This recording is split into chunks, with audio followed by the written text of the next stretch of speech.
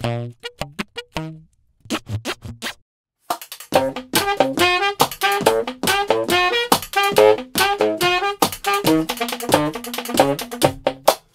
everybody, Derek Brown here, and I'm extremely excited to begin my second volume of BEATBoX SAX Tutorials.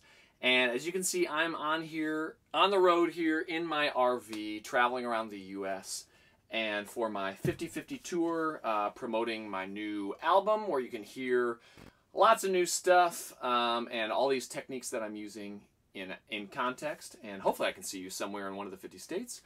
And in this tutorial series, if you followed me at all, you would know that 3 years ago I was doing these Tuesday tutorials where I was talking about every specific technique that I was using up to that point.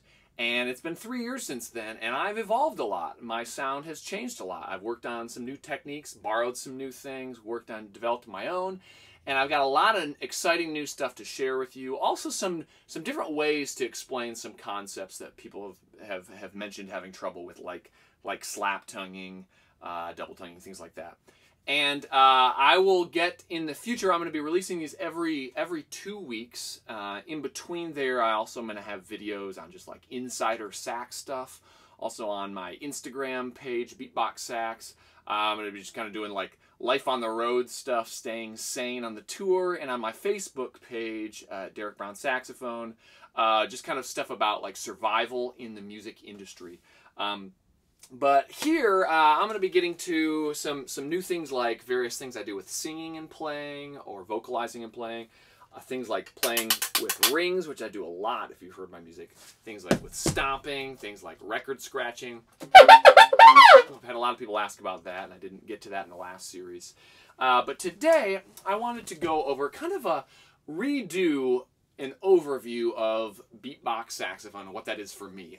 3 years ago, my first tutorial, I did kind of an overview, and I focused really on probably the most noticeable sounds in my style, which is the percussive sounds. And I talked about 3 percussive sounds, kind of a bass drum sound, a hi-hat sound, and a snare drum sound.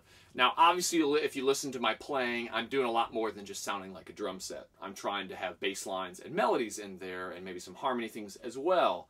And so, how I think about it more now, I usually think of, once again, 3 parts, but it's now in the terms of a bass line, as in like a melodic, like a bass player, a percussive side, and then a melody side. So if we start with a bass line, we're going to just go really simple. I'm going to play in the concert of B flat minor. I'm going to just have a basic bass line like you might imagine, maybe like a funk guitar player, funk bass player playing. It's like...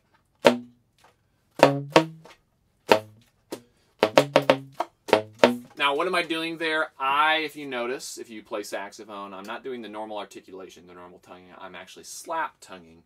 And I'm going to have another whole discussion about slap tonguing. I have another video that you can check out now, and I talk about how to get that basic slap, that suction from your tongue, from the reed. Probably the hardest technique I have learned, but it's the most important one that I use. And pretty much anytime I'm playing a low note, I am slap tonguing that, or slap toning, and I'll talk about that also in a future episode. You don't have to do that though. You could just honk out those bottom notes, or you could subtone it. If you're playing on the quiet side. Another note is you can do this on all the saxophones, all these techniques that I'm going to be talking about in this series, on alto, soprano, even baritone sounds great. I like tenor because of the mid range, but yeah, choose your weapon. So I'm going to be doing those bass lines. With slap tonguing, you don't have to do that. Now, we said that, we've got that line. Now let's talk about number 2, which is adding some percussion. For me, the most common by far is I'm doing some kind of percussive snare sound on beats 2 and 4. That's my backbeat. If you listen to any pop music, it's got that. Or in jazz, it's that hi-hat clicking on 2 and 4. Now, in my first videos, I was talking about doing these saxophone percussive pops a lot. And you can see a video on that where I'm doing that. I'm doing that sound, I'm just going, and not using any tongue at all. Kind of gets that sound, you know, it has that pitchless sound. That's actually a lot easier than this next technique I'm going to talk about.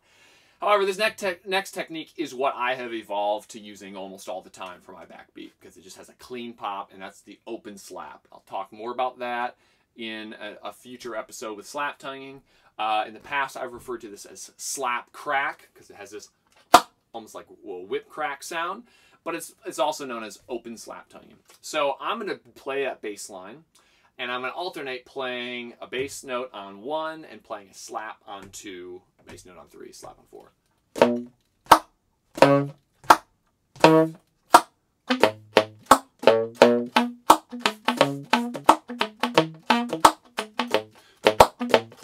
Now, all these things, of course, I've been working on these for years. So if you want to really simplify this, as you would if you're beginning, just do 1 note, 1 slap, 1 note. And all these techniques, you want to quickly start to do that. You want to apply this musically. Don't just learn the effect as some kind of little funny little sideshow thing that you do.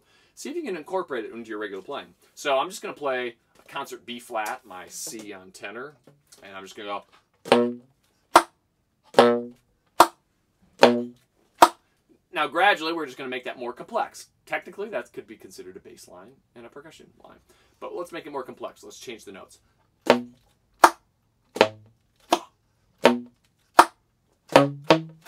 let's change the rhythm. Let's add some 8th notes.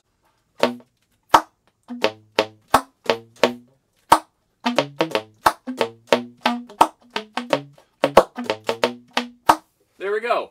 Now, if you were doing this along with me, congratulations. This is probably the first time you've ever played as a rhythm section player, not just playing the melody as us sax players usually do. That's kind of cool.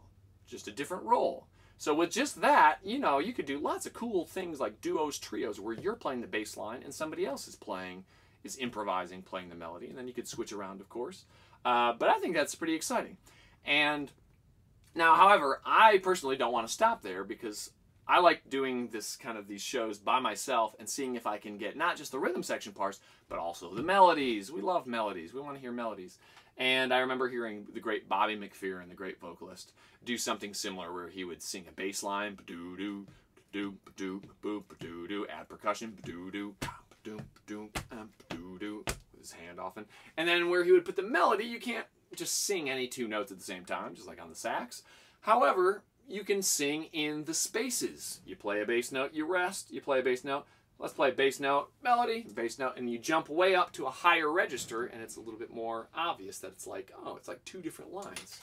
So it's like, doo-doo, ba-ba-da, boo-doo, boo-doo, boo-doo, oh, oh. Terrible example, but you get the idea. So we can do that on the sax. I'm going to stick to the key of B flat minor. Right now, I'll just stick to B flats and play low B flat, high B flat, and then I'll do a pop in between, maybe go back up to the high. Maybe on the upbeats, I'm playing the high. On the downbeats, I'm playing the bass or the slap.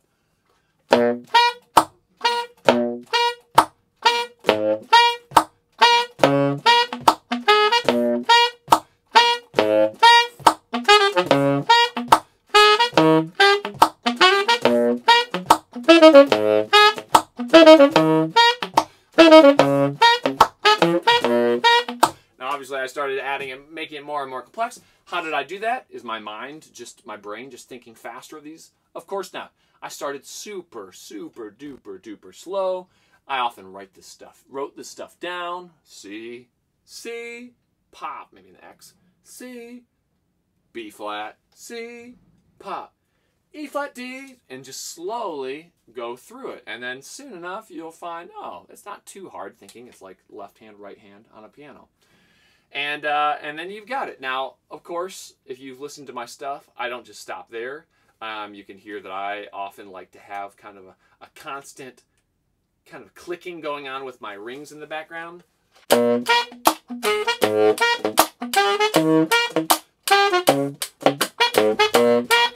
That's like the hi-hat clicks, which I used to do.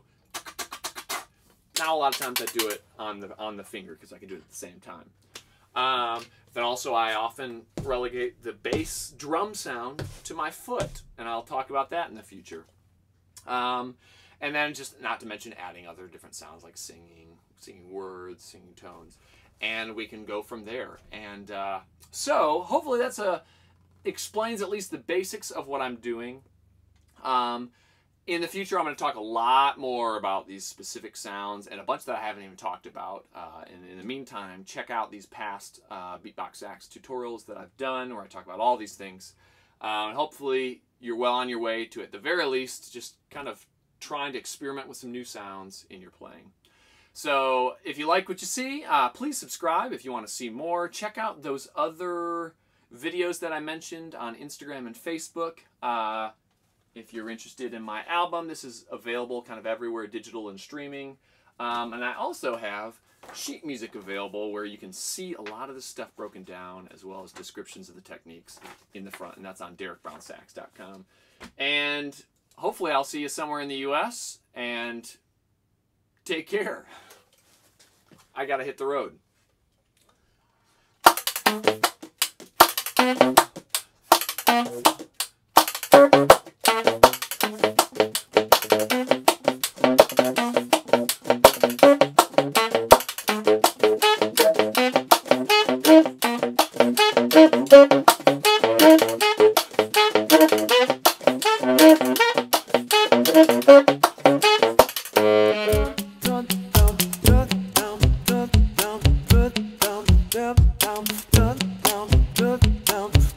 Dun, dun, dun, dun, dun, dun, dun, dun, dun, dun, dun, dun, dun,